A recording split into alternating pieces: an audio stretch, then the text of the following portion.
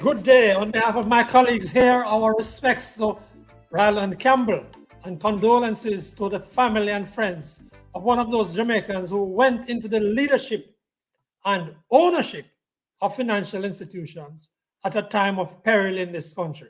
As the Jamaica Observer has said, Ryland Campbell navigated capital and credit as a financial company merchant bank through the terribly turbulent financial waters of the 1990s. He had more than vision. Ryland Campbell, the former Myconian, died Friday night, May 3. Rest well.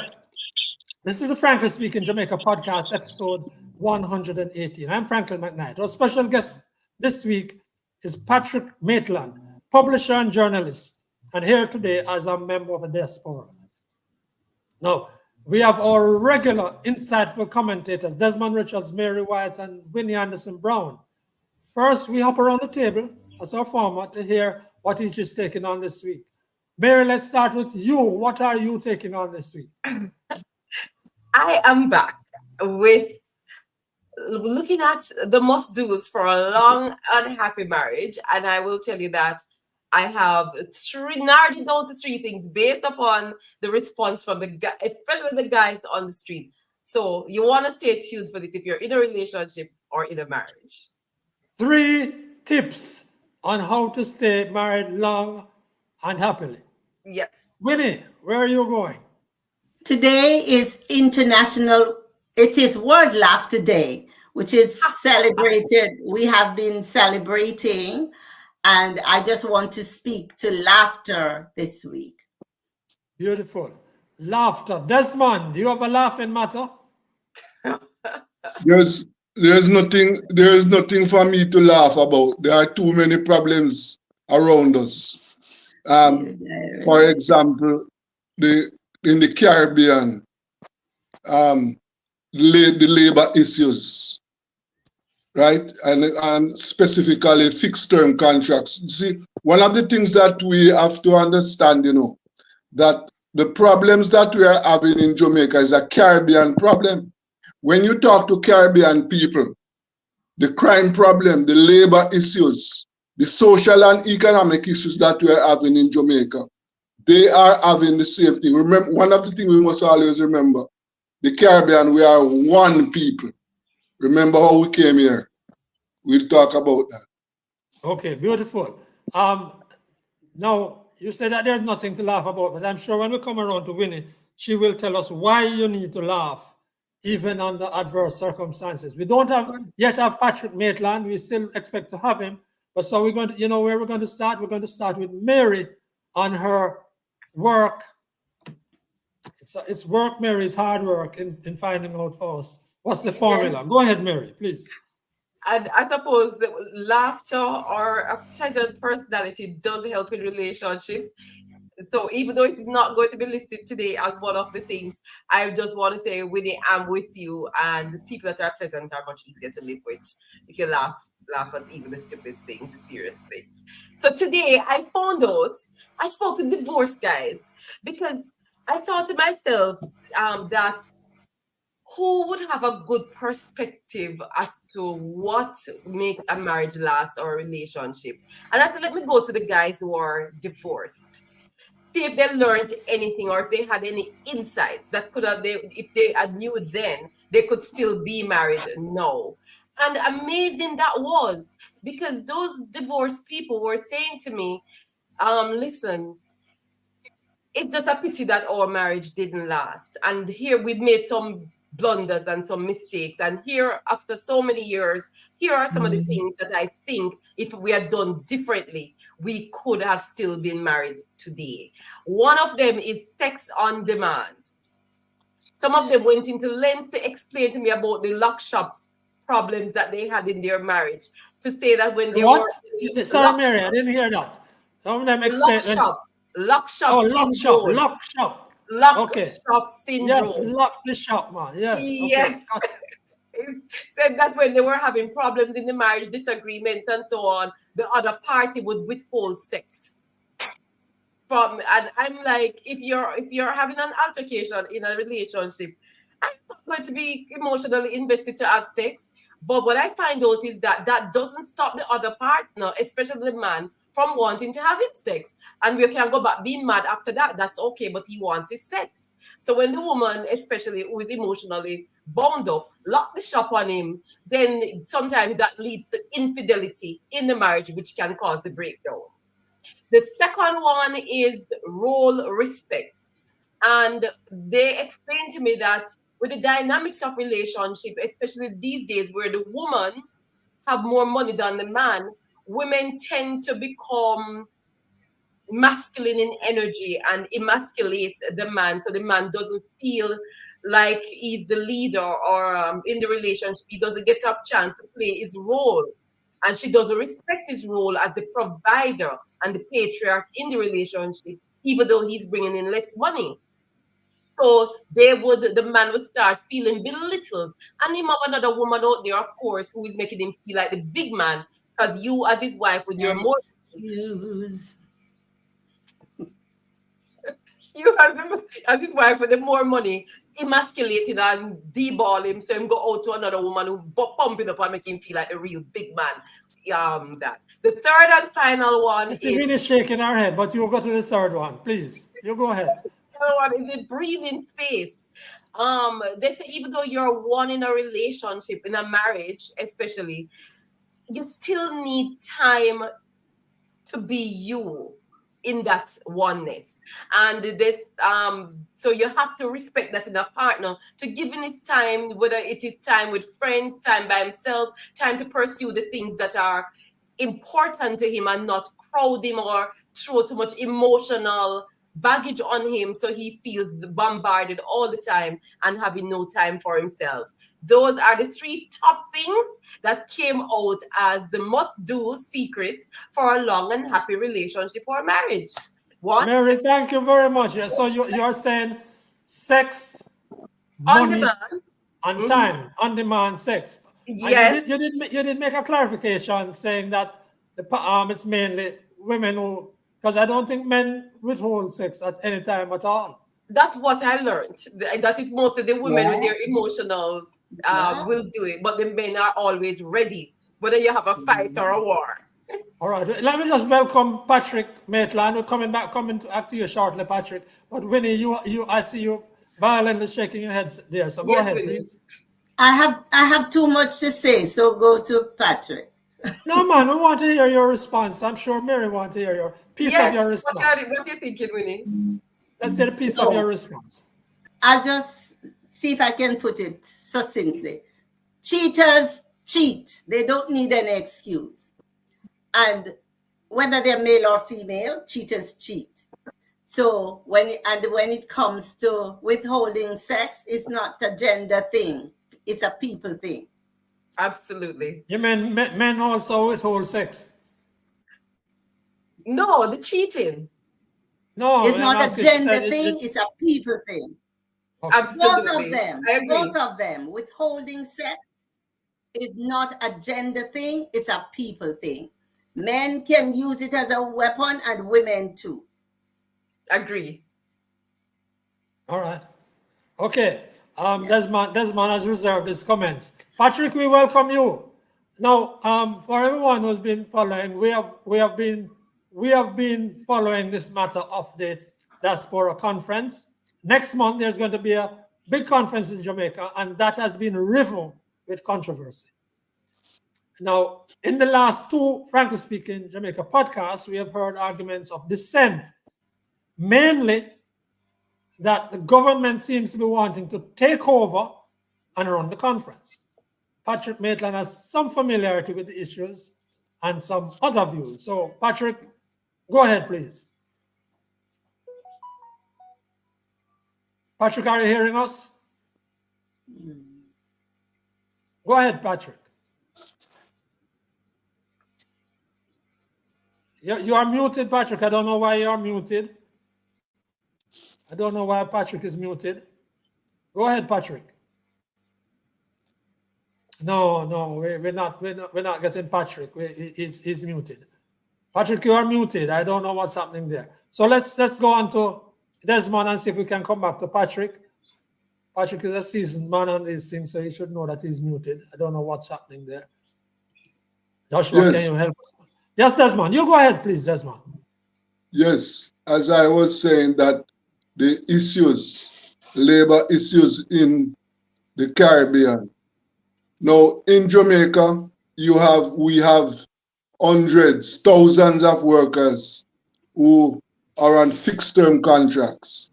And it's close to over 20,000 in the public sector and in private sector. Now, the problem with fixed term contracts, it put the worker in a position. So, for example, when you're on a fixed term contract, it is much more difficult for you to get credit, to do business. And all the pensions which are available to other workers, you don't get those benefits. And so you're at disadvantage. You're in a disadvantageous position. And this is not only in Jamaica, it is throughout in the Caribbean. The workers, the labor situation in the Caribbean is not good at all. The employers and the state, which is a big employer in the Caribbean, is taking disadvantage of the workers. For example, just last week, a couple of weeks ago, the teachers in the You're muted, man. We came to you. I'm not picking. I'm hearing you. I don't know, and it's not muted here. Hold on. Patrick is with us now? Yes, it would appear so. I'm sorry. All right. Oh. It would appear I come back. Sorry about that. Go ahead, Desmond. Well, hold on. I can just slow down here and allow you to come in. Come in, Patrick. Okay. So I'm being heard now, I guess. Yes, you're being heard, Patrick. Go ahead. Oh, We were saying when we were introducing you, I don't know if you heard that. I heard it. There are some people who have, okay, so that's some other people from the diaspora who have Right. spoken. We wanted your views. So as far back as in the 1990s, the government of Jamaica has been staging the diaspora conference, and it was more of an event where the government would partner through its Consul General's office to stage the diaspora conference. So it was more or less a Jamaica government issue. Started from about sometime in the 90s. And so the aim was to bring Jamaican home to discuss diaspora related matters. So it continues until the JP government came to office 2007. And after that, there has been a couple changes to it. So they wanted to let the whole diaspora arrangement be a bit more formal. Formal in the sense that it was always pretty loose. It's just no structure as such. And there have been several proposals to get it structured, but it never really come through as to how most people want it. So by about 2020, 2019, the government came up with what they call the Global Diaspora Council. And they set up a structure whereby we would directly elect members that we want to sit on the council. It was like about a 15-man council. And right around the world, we would put in maybe about 7 or 8 diaspora representatives. And that has been going on. And the council generally was always dominated by people who are living in Jamaica. And it has no legal structure in the respective countries. I was working with the Council General Office at the time as the Community Relations Officer, and the whole consultation with the community, I helped to bring people together. And I always opposed this whole structure. I don't think it was a good structure, but I was always overtalked by a lot of people, you know. And even the minister at one time, I make reference, and she said, well, this is really what the government of Jamaica is really trying to do, But right? Patrick, what the people are saying, let me just say it again from what we have heard and, from Erwin Clare previously, is that they want a conference where they are able to set the agenda and speak. They want a conference, whatever the history is, this is where they are now. All right, so 10, 15 years, they didn't choose to do that. Erwin Clare was a part of the system, along with a gentleman was Patrick Beckford. They didn't put any pressure on it. Rattigan is pretty new to the scene. I've never heard nobody put a pressure on it like that. It was always a government of Jamaica initiative, right? And they lead the process. They pay for the conference. They do everything for it. And just in recent time, it seemed like the dynamics has changed. And Rattigan. Patrick, but what is wrong with the dynamics changing if people have said this system that we have had has not served us? This way it is organized has not served us. And let me just tell you one quick thing, because I know others, I know Desmond, for example, want to come in. Let me just tell you one quick thing that in talking to a lot of them, I hear. They said that they want to discuss at this conference and they want it to be elevated, crime and corruption. And in fact, also Erwin Clare mentioned those two. Because they say those are holding back Jamaica. And anytime anybody tells them about investing in Jamaica, which they want to do, they said those are serious obstacles to the growth of the country, to the nature of the economy it will have. And so they want to discuss that, and the government doesn't want it. And well, I wouldn't say the government don't want it, because 20 years ago, the issues were the same. Crime, violence, corruption, it was the same, basically. And I'm not giving any excuse, and I'm not here speaking for the government. I don't work with the government, right? But I'm saying the same issues have been there. But what has happened now is that Rattigan, he has started a drive to put pressure on the government to change its foreign affairs issues, so to speak. And it started when Minister Johnson Simmet was running for the Secretariat of the Commonwealth. The Secretary General, you can recall that. And so, because for some reason, a lot of things never go how he believed it should have gone. And of course, the government spent a lot of money on it. And he came out rightfully, was in opposition with it. And so the whole struggle started from there. And then after that, he would brought in all the other old issues, which is correct. Nothing is wrong with that.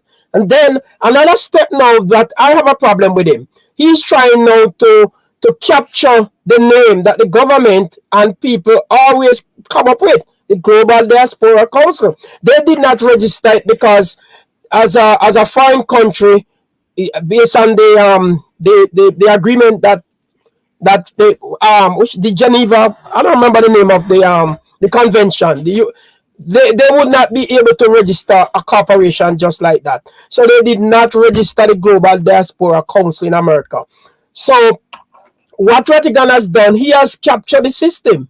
Desmond, we do have a long time, Desmond. So Desmond, you wanted to jump. I know you wanted to. Let me jump it. So what he did to me is it's a bit bullish, it's a bit aggressive, and he should still do his fight. But he can't be behaving now as if he's running a political agenda. Because how I see it now, he's taking a political agenda type of fight, when all he needs to do is to just focus on the key issues, to say, okay, we want to be inclusive and we want to put certain things on the agenda for the conference. That's all he needs to focus on.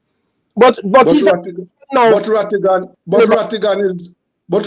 is not the only Jamaican overseas who are talking. I have been talking to other people long before Rattigan. Yeah, but what about that agency?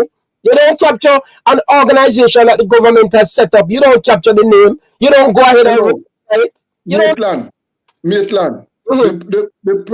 Let me tell you something. You see, the problem is that the Jamaican the organization is not a government organization. You know. Yes, remember that.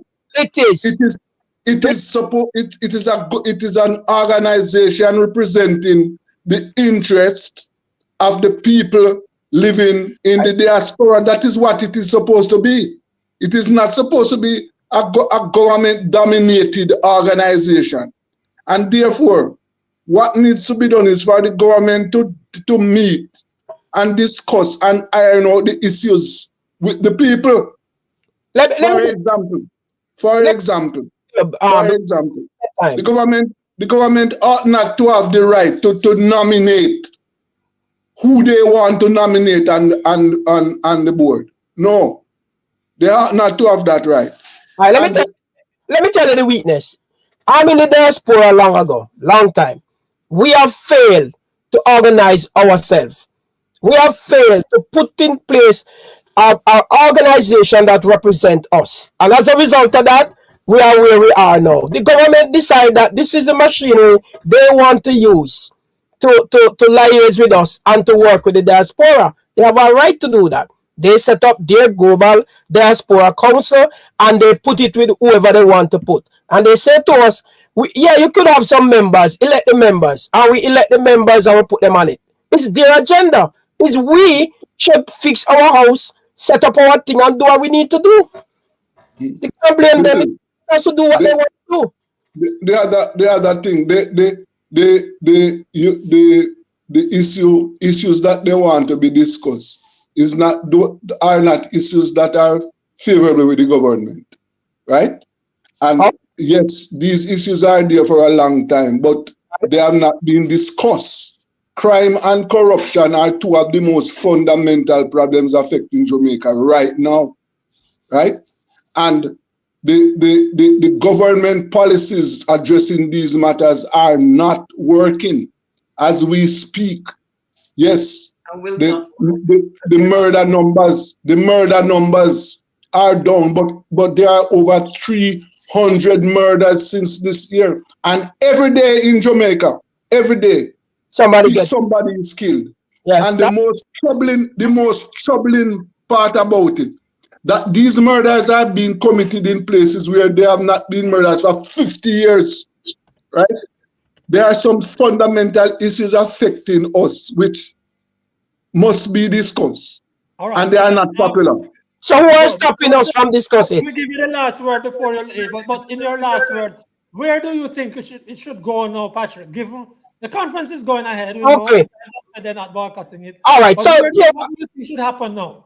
All right, so here what happened now. First of all, I think the diaspora members, we should put our house in order, set up our agents, our own lobby group, and do what we need to do. Secondly, the government, of course, could, and I want to say the government don't want to be part of it, because I remember when I was there, and even frequently, government ministers would come. We had Colonel Charles here, not recent. We had Green, Minister 30 Green. seconds left, Patrick. 30 seconds left. Yeah, we had Minister Green here, and we had discussion looking at the same food production, crime, pre-der larceny. So most time when the government ministers come here, it is always on the table. Nobody shy away from it. But we, I think, need to put our house in order, set up our own structure, keep our own conference, and do what we need to do. We can't try to hijack the government mission. The government has what they need to do. They set up a mission, they set up an organization and say, this is how we want to liaise with the diaspora. And so they are doing what they need to do, and nobody should try to stop them. Thank you very much, Patrick. All views content here on this program. As Patrick Maitland, our good friend, colleague, is a journalist and a publisher, and he has different views from the other people we spoke with. Next week, we think we're going to have another view on this matter. Okay, so Winnie, let's go over to you after that tough issue, and you say we must laugh.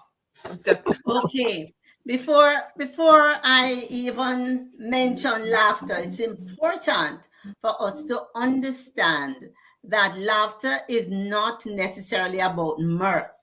We do not laugh because we're happy. We're happy because we laugh. And one writer says, we must laugh before we're happy, for fear we die before we laugh at all. If you're waiting to be happy to laugh, you never will. You never laugh. Happiness is a choice. So saying that, what I'm going to say today, many people will not like, because Jamaicans like ridicule. They love to laugh at, and that is a problem. We don't what we call laugh after him. Yes. What we call laugh after him. Ridicule. Yes. That's the name. Ridicule. Jamaicans love ridicule and use laughter as a weapon. That's not what we are about. So we don't give jokes. You don't need a sense of humor. You don't need to be able to respond to comedy, because laughter is natural, but humor is learned and it is culture bound. So let me get all of that out of the way first. I'm not saying we just laugh like idiots. The important thing is to understand how we use laughter for wellness, how we improve our health. Like in this stressful situation, we can choose to laugh. And it's best to learn how to laugh on demand when you really need it. And I encourage all of us to laugh responsibly. Ridicule is a problem. Teasing is a form of bullying, and Jamaicans love that. So when I talk about laughter, I am not encouraging ridicule. It's not about that. It is pure, childlike, unadulterated laughter. Children laugh without getting a joke or doing anything that you think they should be laughing about. A child will be just drinking something and enjoying it and laughs and chokes because the child just laughs spontaneously. We were all like that. So I don't know when we started relying on jokes to be able to laugh, because babies laugh without even understanding words, and nothing is as sweet as that.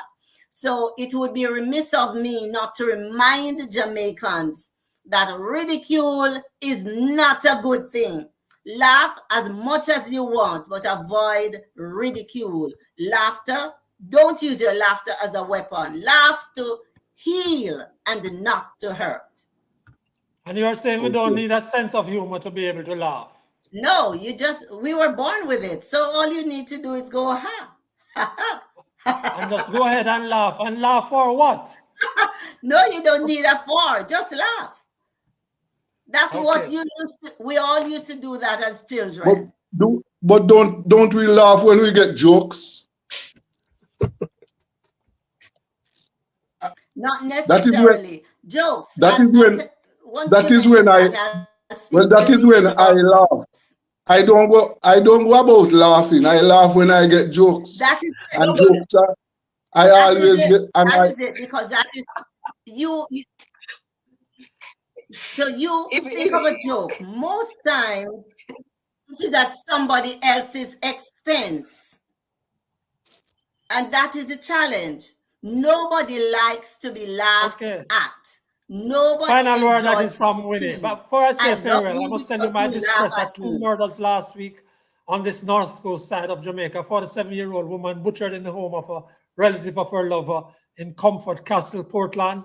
80-year-old woman killed in her house near Bamboo in St. Anne after she was tied up and house as ablaze. As Desmond said, these issues continue to haunt us, and we have got to find a way of settling our issues better. On behalf of all our friends this week and our special guest, Patrick Maitland, we want to thank you for joining us yet again on the Frankly Speaking Jamaica podcast. See you again next week, Sunday at 4 o'clock Jamaica time. I'm Franklin McKnight. Until then. Thank you, sir.